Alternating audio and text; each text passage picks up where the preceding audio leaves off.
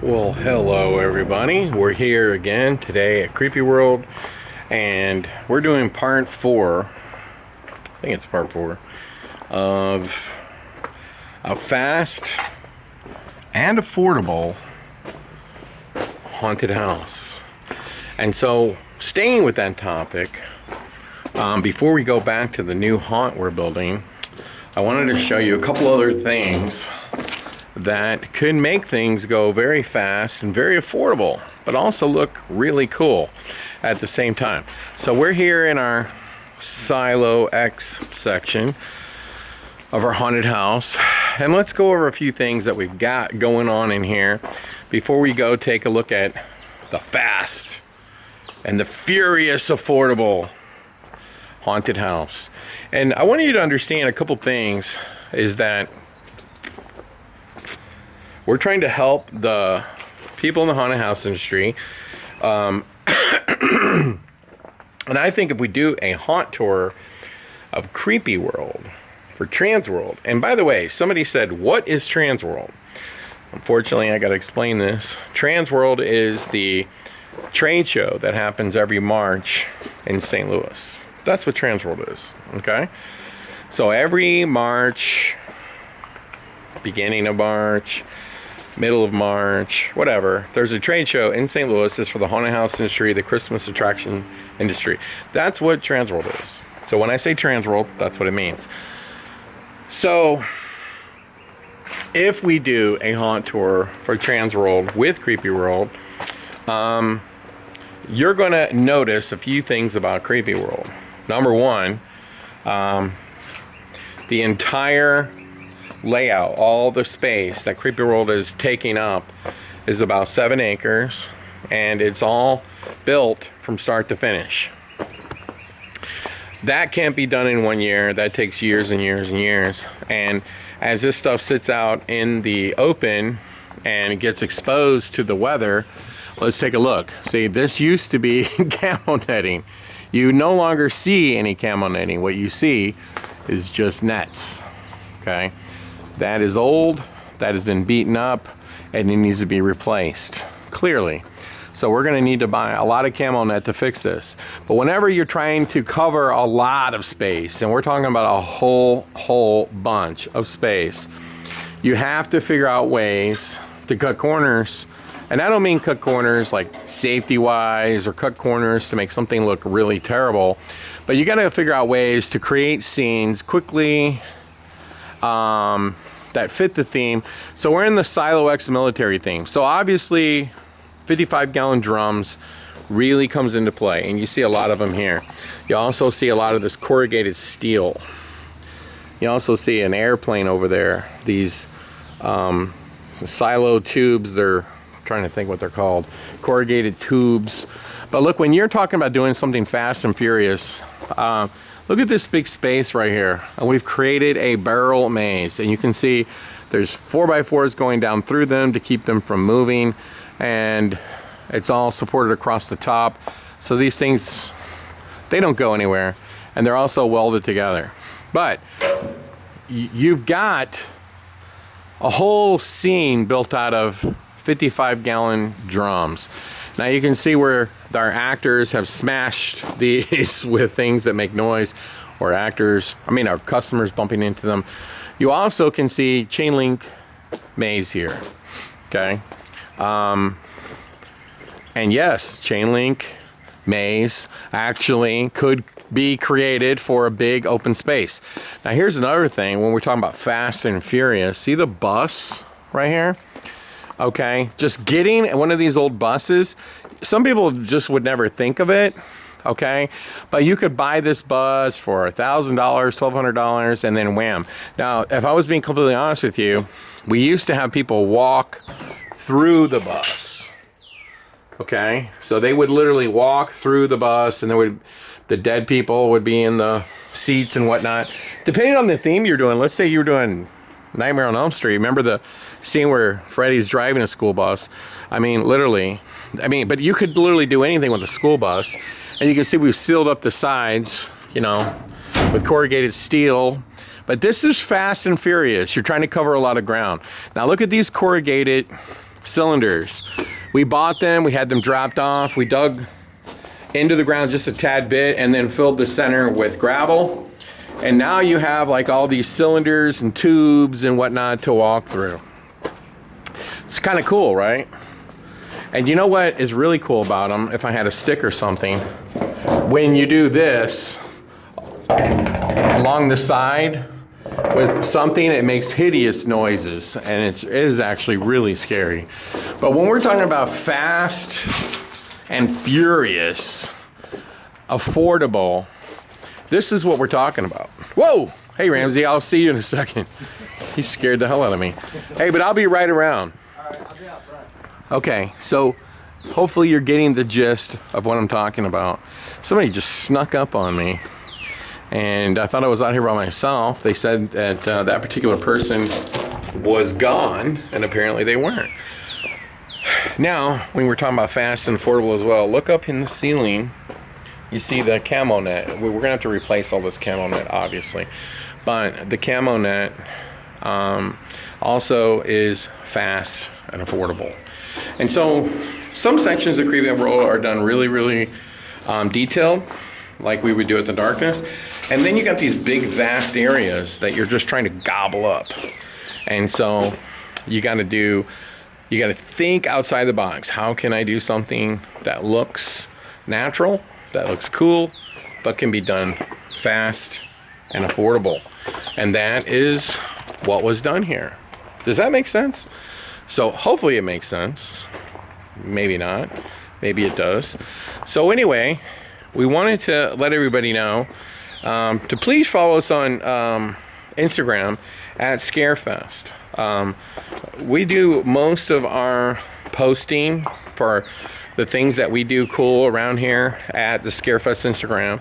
So feel free to do that. Make sure you like and subscribe to our page.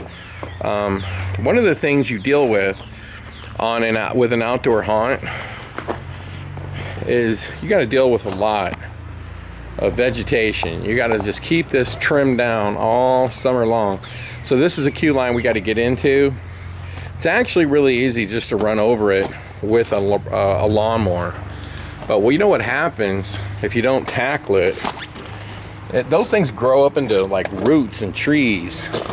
So that's kind of a problem that you have to deal with all summer long. But it is what it is. So now what we're going to do is we are going to go over to the new maze we're building, that we're trying to explain to you how to do it fast and affordable. And that's exactly what we're going to do right now. So what have we done since the last video? Well, I'll tell you, not a whole lot. No, I take that back. We have actually done something, but I literally got myself turned around, so now I do not know where I'm going. We're actually in our haunted school. Whoops, and I just dropped a bunch of money. Hold on a second, I gotta pick it up. And here I'm gonna turn this around. I'm gonna use my phone so I can see to get through here, because we want to show you something kind of cool. It's gonna be over here. We got to get there first. So this is a new haunt that we built last year. It's a school. I think it turned out really, really cool. I wanted to take the school bus and attach it to the exit of it and make you walk through the school bus. It's something I still might do, but I'm not doing it right now. I'm focused on building this brand new haunt. If I can find, look at that. I got totally turned around. And I went right back from where I started. Can you believe this? So sorry about this, because I have to tell you the truth.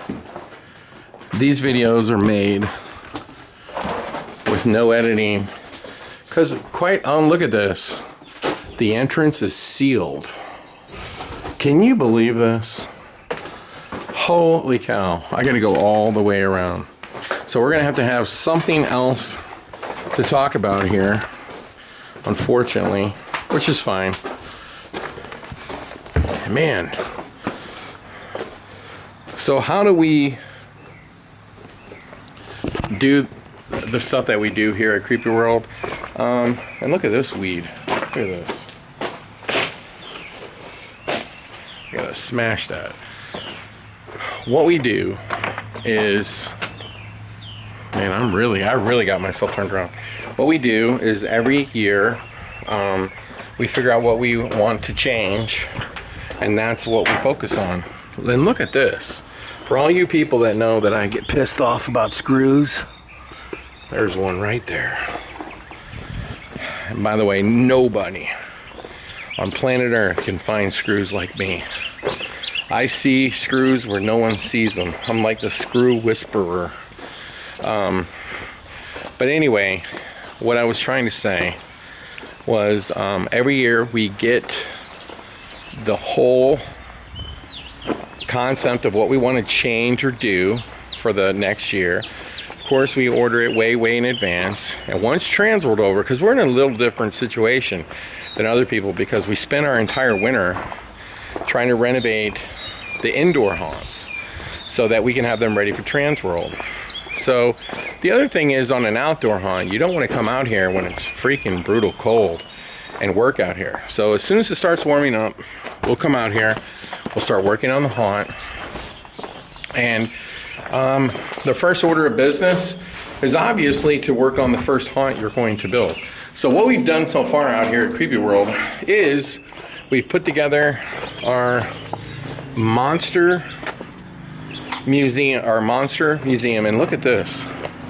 Look at that. And look at that.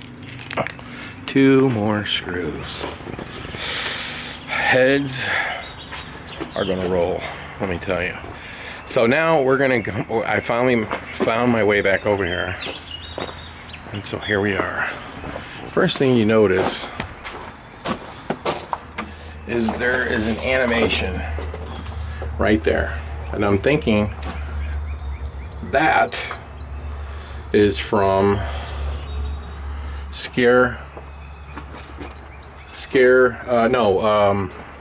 Poison Props. So we've already walked through here and we've already seen how we've added all of this vacuum form. We've framed it all in with 1x3s. We pulled that off the shelf in the darkness.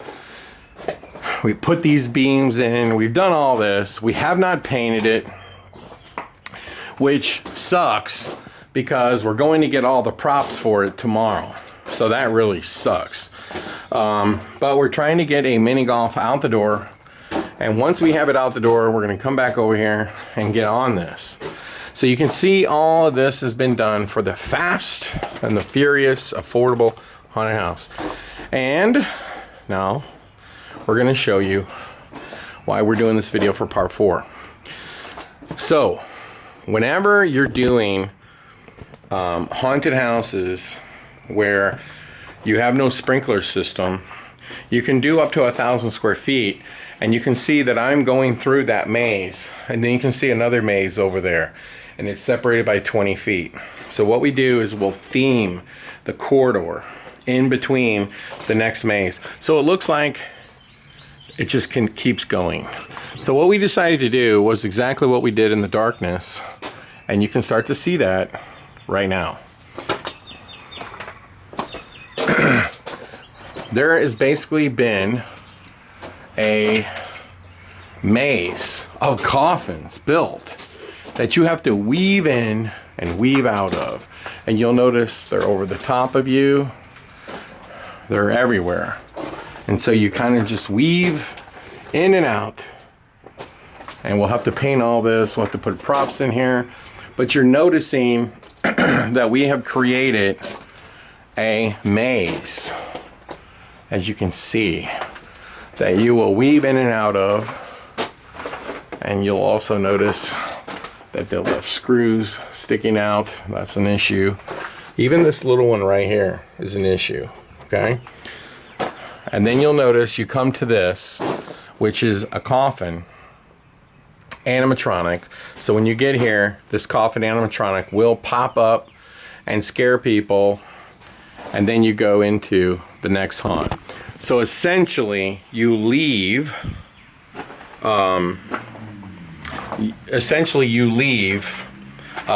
The new Monster Mansion haunted house, and then you'll enter the next attraction. So that is really step 4. This is a really tight maze, and they didn't do too bad of a job. I think we're gonna have to remove some of the coffins. We're gonna have to heighten some of them. You'll see some of them are really high, like this one under my head. Okay, and then if we come over here, you'll notice that this one's very low. So see my head? Okay, this is no good. This one will have to be changed completely, 100%. Now you'll notice this one over here, probably the same issue, because if I'm over here, that's not going to be high enough. So we're going to have to get that higher. That one might be okay. And to be honest with you, I think we will take all of these down and use them inside the attraction itself. So anyway, that's what we've done. And so let's kind of review for a second. We have spent literally no more than a week and a half, and we have vacuum form up. We have it sprayed with concrete. We've created a maze of coffins to get you a transition to the next haunt. We've done that as well. And what is the next step? It's to paint it. The next step is to paint it, and then the next step after that is going to be to put the props in. Once we have the props in, we literally can start wiring up the props. And then here's the biggest thing that I'm going to tell you. And I'm going to tell you, they used too many coffins. I told them to wait, but they did it anyway. So when we come out this door, we're not going to have people walk right here. So we're going to have, like, we could literally have a crate and a coffin with a coffin animation sitting there. We could literally make another wall of coffins that you go around. We can have coffins in the corners, okay? We can have coffins pretty much anywhere, right? The whole theme of this haunted house is going to be traditional, classic. It's going to have Frankenstein in it. It's going to have Dracula. It's going to have Wolfman. And we have animations to reflect that. And look at this. Look what I just found. Another screw. This is no bueno. Okay, no bueno. And this is quite a few screws that I found. This is no good. So we're going to use these coffins. We're also making a bunch of crates, and we're going to have to make some more coffins. But the first thing that we want to do is we want to take these animation props that we bought. We want to get them into the maze, put them where they're going to go, and this will create our flow through the haunted house. In other words, as you look at this room right here, we don't want to go from that door to this door. What we want to do to add length is to come out of that door and then loop around, hook right in here, and then out the door. So that means we need something right here in the middle. Now imagine this sawhorse sitting here in the middle. So you're going to walk around it. That doesn't prevent you from putting a coffin animation in the corner. Doesn't prevent you from putting a coffin over here with an actor to jump out. Are we getting the picture here? Okay, so when we're talking about fast and affordable, this is how we're going to do it. And by the way, it's going to be great. Now, when you come through this door jamb, you can see how you can make a beeline all the way through. Well, we don't want that. So imagine that sawhorse again right here. So if we put some kind of theatrical animation piece right here, what's going to keep you from bumping into it? We're going to build crates that steer you around it. And then what's going to go in the corner? Coffins, stacks of crates. Are we getting the picture? Okay, now you walk through this hallway and you say to yourself, this is pretty bland. Well, for starters, it's going to need curtains hanging here and curtains hanging there. Now, another thing you could do is you could hang curtains off every single one of these 2x4s down to make it like harder to get through here. We could put hanging heads, we could put hanging bodies, but what I'm thinking is there's going to be shredded curtains there, and in each door jamb. That'll slow people down drastically. Now, when you get to this space here, it's pretty much, you know, a big room. So, but it's not wide. So we're not going to be able to get them to go around something unless it's right up against the wall. So what this room is screaming for is maybe an animation to go here, maybe a prop to go there, and a series of crates to keep you off the animations that kind of steer you around. Are we getting the picture here? Because that's exactly what we want to do. And what's really going to make this haunted house seem a lot longer is everywhere you see a door jamb and some of this stuff, there's going to be a lot of shredding. And then here you see another room, and I'm going to have to, once again, I'm going to have to turn on my light. Okay. So obviously there's a scare box. An actor would jump out there. So this scene really is screaming for maybe something to go from this corner over. So you kind of like work this way. You could even put another prop in this corner that kind of steers you there, and then the actor just comes out in this triangle right here. Hopefully you can kind of see what I'm saying, but this haunt is going to need an ungodly amount of shredding and things hanging in your way. Now with this room, you're not going to be able to go in and around because you have 4 foot and 4 foot, so that's not going to work. So the only thing that's going to happen with this scene is you're going to put a big piece right there. It's going to take up the 8 foot by 4 foot. You're going to see it. And maybe what you can do right here is they put a crate and another crate to kind of guide you into the room just a little further and around. Hopefully you're seeing the picture here. Okay. So, and then when we get out here, it's going to be the same thing. We already talked about it. Imagine moving this sawhorse over here into the center. And there you go. And there you go. So I would estimate, and these are my estimations, that it will take a day or so to shred this whole thing up. Will also take a lot of cloth. It's going to take maybe a day or two to paint it, maybe a day to get all the props in place. We're going to build more coffins. We're going to build more crates. It's going to be a lot of coffins and a lot of crates. And that's probably going to take a little bit. And then once we have everything kind of sort of established, and I'm going to give you a tip, don't screw anything down. When I say anything, I mean nothing. Just kind of sort of put it where you think it's going to go, because you might change your mind. Never screw anything down until you're 100% positive, because I can tell you that I never am positive about anything. Okay, so you move it around, switch it around. But see, here's the thing I want to explain to you. If you take this sawhorse right here, and let's imagine it's a coffin or a coffin animation, you put it right here in the center. These corners, things can go in these corners. More coffins. An animation, like a one that just jumps out of the coffin and starts to, you know, scream at you. I mean, you could pretty much do a lot of that stuff. And that's exactly what we're going to do in here. And when it's all said and done, this particular maze is going to be really cool. I can promise you that. And we're going to take you through it, and we're going to show it to you. And I think you're going to be pretty impressed. Now, here's the other thing we're going to do is we're going to put a really big facade on it that's going to shoot flames. It's going to have our animated Slayer on the top of it. It's going to be super cool, and it's going to kind of sort of set the whole setting. So if we're going to go in order here, we're going to strip the maze down. We're going to attach the vacuum form. We're going to chop it up in a lot of cases, and we're going to frame it all out. We're going to get it all on the wall. We're going to spray it in concrete. Then we're going to paint it before we move the props in. Then we're going to move the props in and kind of roughly put them where they go. From there, that's where we're at right now.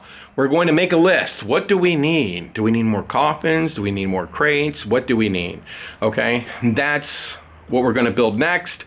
We're going to get those over here. We're going to put them in place. We're going to say, we like it. We're going to secure it all down.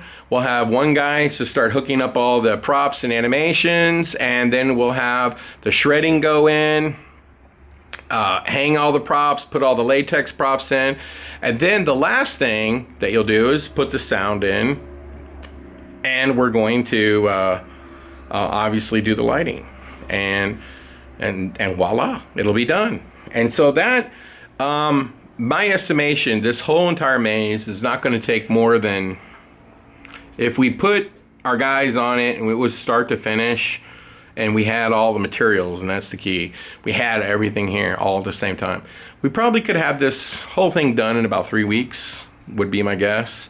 And I'm telling you, it's going to turn out fantastic. So make sure you like and subscribe to the page, and we will do another video once we get our props. And guess when we're getting them? We're getting them tomorrow.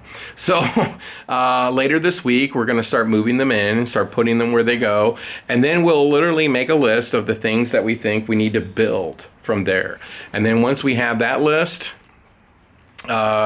you know, we'll build it, we'll get them all in, and we'll start putting the shredding in, and we'll get this thing going. And I think we're going to have to order a lot of camo to camo those spaces that we talked about. So I think it's going to take like maybe another couple weeks, and for the most part it's going to be done. And so keep following the channel, and we're going to show you. And I am telling you right now, you're going to be shocked, you're going to be surprised when you see just how easy this was to do something that looks really good, something that looks like you put a lot of effort into it, but you didn't, and you didn't spend a ton of money. And I think at the end of the day, this is going to be a 101 on how to do something good, but cut every corner possible. Because that's what we're doing when we do all vacuum form. But you see, we're not just throwing vacuum form on the wall, and that's the key. And separating it. When you look at this vacuum form right here, you can see how we took a piece and another piece, we framed it in. When it's all done, it's gonna look fantastic. So anyway, there you have it. I did wanna say we do still have a few props and animations left. A lot of it has been sold since our last video, but if you wanna get in touch with me, email me at info@scarefest.com. You can reach out to me through Facebook, I guess. I don't check it a ton, but you can reach out to me. You can also email Nick Haunts. We've talked about that in all the videos. You can look for Nick Palmer on Facebook and reach out to him. We still do have some stuff, so reach out to us. We'd love to hear from you. And until then, happy Halloween, happy hauntings, and we'll see you very soon. All right. Until then.